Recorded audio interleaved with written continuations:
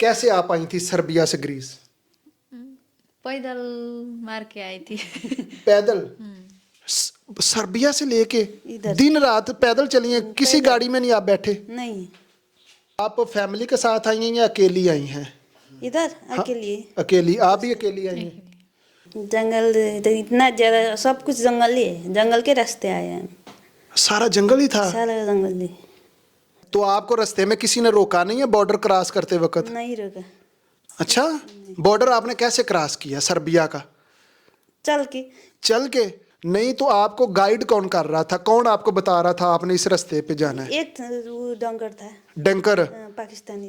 पाकिस्तानी था जो आपको बता रहा था कि ये वाला रूट है। हाँ। पाकिस्तान जिंदाबाद। कोई काम छोड़िएगा ना। पहले आपका वजन कितना था? 62 65 किलो था। और डंकी लगाने के बाद कितना वजन हो गया? 48। 48। ये देखें जी। अस्सलाम वालेकुम, मेरा नाम अली शेर और आप देख रहे हैं पंजाब जीरो टीवी। एक और बामकसद इंटरव्यू लेके आपकी खिदमत में हाजिर हुए हैं। ग्रीस में वर्कर लाइफ कैसी है? आपने देखा है कि बहुत ज़्यादा पाकिस्तानियों के, इंडियन कम्युनिटी के मैंने इंटरव्यूज़ किए हैं, बाकी ममालिक में भी। आज हम इंटरव्यू करने जा रहे हैं जो लोग नेपाल से ग्रीस आते हैं।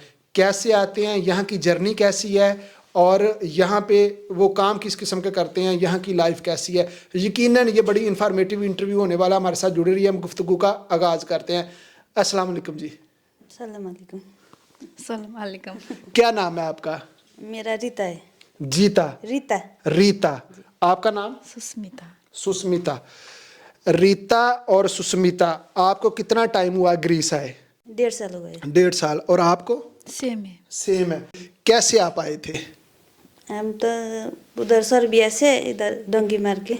सर्बिया आए और सर्बिया से फिर आप यहाँ पे बाय रोड आए। बाहर उधर। और नेपाल से यहाँ पहुँचने तक आपका टोटल कितना टाइम लगा था?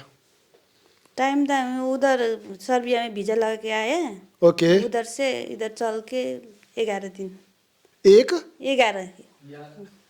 11 दिन लगे आपके। अच्छा, आप नेपाल से सर्बिया का वीज़ा आपने लिया है और सर्बिया से फिर आपके 11 दिन लगे, आप यहाँ पहुँच गई हैं। ग्रीस पहुँचने आपके कितने पैसे लगे हैं नेपाल से लेके ग्रीस तक? 10 से 11 लाख खर्च हुआ है। 10 से 11 लाख नेपाली? नेपाली। बिल्कुल ठीक है। तो आपका और इनका एजेंट एक ही था? एक एक एक ही था। एक ही है। तो टोटल कितना टाइम आपको लगा था यहाँ पहुँचने तक? नेपाल से हाँ नेपाल से सर्बिया आने के लिए 6 मंथ 4 5 6 हाँ, 6 मंथ में वीज़ा आपका आया था सर्बिया का। और सर्बिया से आगे कितना टाइम लगा? 11 दिन। 11 दिन। कैसे आप आई थी सर्बिया से ग्रीस? पैदल मार के आई थी। पैदल? पहाड़ों पे? समंदर भी आया था रास्ते में कि नहीं? थी गया है। समंदर भी आया था। तो 11 दिन आप पैदल चलती रही हैं? हाँ। मुस्कुरा रही हैं कि आपका सफ़र कैसे शुरू हुआ सर्बिया से ग्रीस तक? टैक्सी में बैठी, पैदल चली, बस में बैठी, कैसे? बस टैक्सी नहीं, हम चल के आए रात दिन करके। सर्बिया से लेके इधर दिन रात पैदल चली हैं, किसी पैदल। गाड़ी में नहीं आप बैठे? नहीं, तो कैसे आपने सरवाइव किया? खाते कहाँ थे आप, सोते कहाँ थे? खाते सोते तो पानी भी नहीं पीता था। तो 18-20 घंटे तक पानी भी नहीं मिलता है। ज़्यादा पहाड़ होता है तो उधर पानी नहीं मिलता है। 18 घंटे आप पानी भी नहीं पीती थी? पानी भी नहीं मिलता था। तो अगर आप पहाड़ से गिर जाती तो? जान तो ये रिस्क है ना जान का। ज़्यादा रिस्क है, इसीलिए कोई भी नहीं आना चाहिए। मैं तो यही कहूँगी, किसी भी नहीं आना चाहिए। नहीं तो आपको गाइड कौन कर रहा था? कौन आपको बता रहा था आपने इस रास्ते पे जाना है? एक वो डंगर था, डंकर पाकिस्तानी। पाकिस्तानी था जो आपको बता रहा था कि ये वाला रूट है। पाकिस्तान जिंदाबाद। कोई काम छोड़िएगा ना। वो मुस्कुरा रही हैं, यानी पाकिस्तानी ही इनको लेके आए हैं कि हम आपको बताते हैं आपने कैसे जाना। और वो जीपीएस था, आगे आगे था और आप पीछे पीछे थी। वो आगे आगे था, हम लोग पीछे पीछे। हम 13-14 लोग थे ना, लड़की थे। 13-14 लड़कियां थी? 13 लड़कियां थी। 13 लड़कियां और एक पाकिस्तानी था जो आपको लेके आ रहा था? आ रहा था। बिल्कुल ठीक है। तो वो भी आपके साथ ही जहाँ भी जगह मिली सो जाना पहाड़ों पे? वो भी वैसे ही करता था। तो वो उसने बारिश में भी ऐसे भीगता था, हम जैसे वो ऐसे ही करता तो आपको रास्ते में किसी ने रोका नहीं है बॉर्डर क्रॉस करते था। वक्त? नहीं रोका, अच्छा, बॉर्डर आपने कैसे क्रॉस किया सर्बिया का? चल के। चल के? किसी को नहीं पता चला? नहीं, अच्छा, अगर वो पाकिस्तानी देख रहा हो जिसने आपको यहाँ लेके आया, क्या मैसेज देना चाहेंगी? वो भाई का ज्यादा शुक्रिया बोलना शुक्रिया अदा करेंगी? उसने ज्यादा तकलीफ किया। हम 13 लड़की था ना, वो लड़का 3 था सिर्फ। हम लड़की था, इतना समुंदर पहाड़ चढ़ के ज्यादा तकलीफ करके लेके आया। हाँ, बीच रास्ते में नहीं छोड़ा हमको। बीच रास्ते में पाकिस्तानी नहीं छोड़ते हैं। नहीं।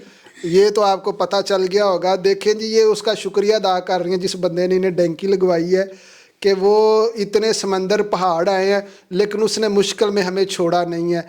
वो आपको कैसे छोड़ता? उसने पैसे भी लेने थे फिर, और फीमेल को तो बिल्कुल नहीं छोड़ते ना, क्योंकि वो कहते हैं कि यार ये यहाँ अगर कहीं गिर जाएंगी पहाड़ से तो कोई इनको कोई चीज़ खा जाएगी, कोई शेर आके खा जाएगा।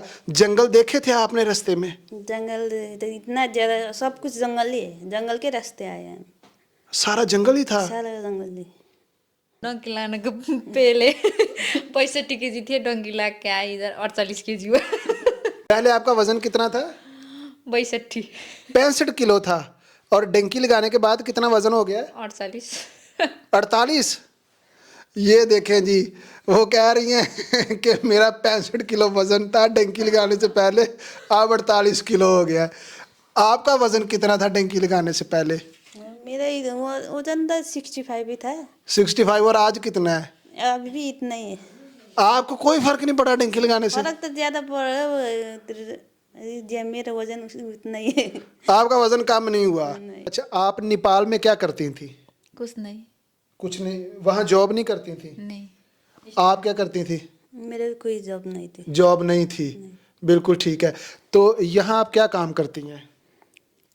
अभी तो माल्टा फैक्ट्री में। माल्टा फैक्ट्री में आप जाती हैं, कितने घंटे काम करती हैं? 13, 12।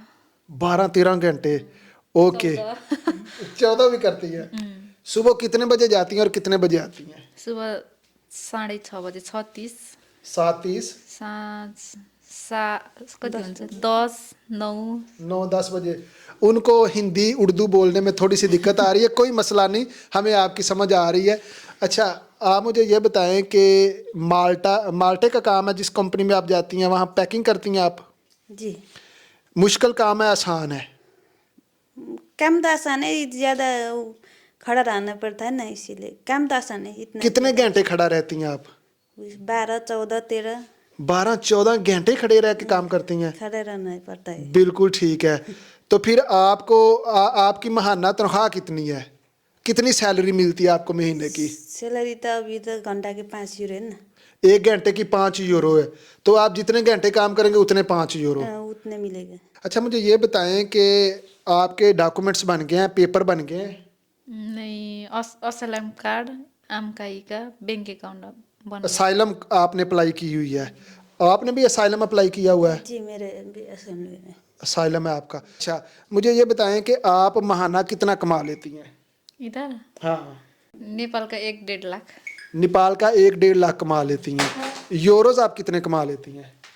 वो तो के अरे 1200, 1000 हर महीना सेम तो नहीं हुआ ना। हाँ, हर महीने सेम नहीं होता। जितना काम करेगा उतना बिल्कुल ठीक कमाएगा। है, बिल्कुल ठीक है। अच्छा, आप मुझे ये बताएं कि आपका एक महीने का खर्चा रहने का कितना आ जाता है? वो तो एग्जैक्टली 200-300 यूरो तो होता है। किराए, खाना के लिए, कपड़े, वो सब कुछ लेना पड़ता है ना। सब कुछ अपना पैसा पे बिल्कुल ठीक। 200-300 होता है नॉर्मली। आपका महाना कितना खर्चा आ जाता है? सेम है। 200-300 आ जाता है? 2 और 300 में बड़ा फर्क है। एक बताएं कितना आ जाता है? 3 से आ जाता है। 300 यूरो आ जाता है। तो अगर आप 1200 यूरो कमाती हैं तो 900 आपकी सेविंग हो जाती है।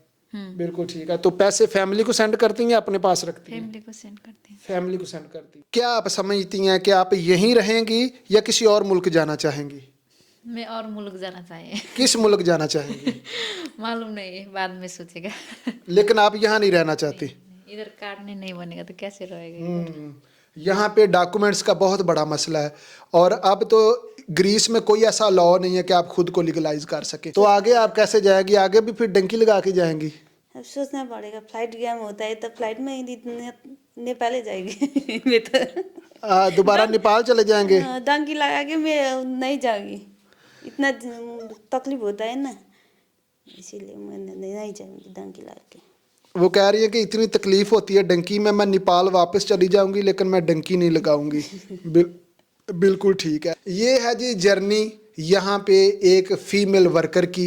ये जिस तरह पाकिस्तान से लोग डंकी लगा के आते हैं, इसी तरह ये नेपाल से आई हैं और यहाँ पे ये अपना रोज़गार कमा रही हैं। कोई खेतों में काम करता है, कोई फैक्ट्री में काम करता है, हार्ड वर्क लाइफ है।